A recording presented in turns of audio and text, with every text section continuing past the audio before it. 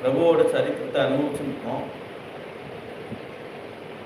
நேற்றுக்கு ராமாயணத்தோட அவதாரம், ராமாவதாரம் ரெண்டுமே அனுபவித்தோம்.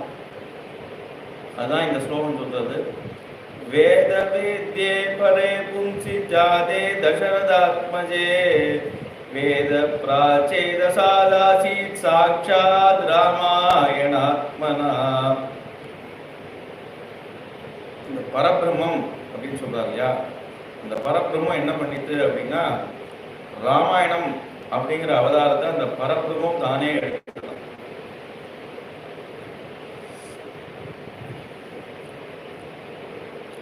அந்த பரம்பொருள் வந்து வேத ஸ்வரூபமா இருக்கு இல்லையா, அந்த வேத ஸ்வரூபம் வேதமே ராமாயணமா வந்துட்டு, அந்த பரம்பொருள் யார் பரமாத்மாவோ அவரே ராமரா வந்துட்டார்.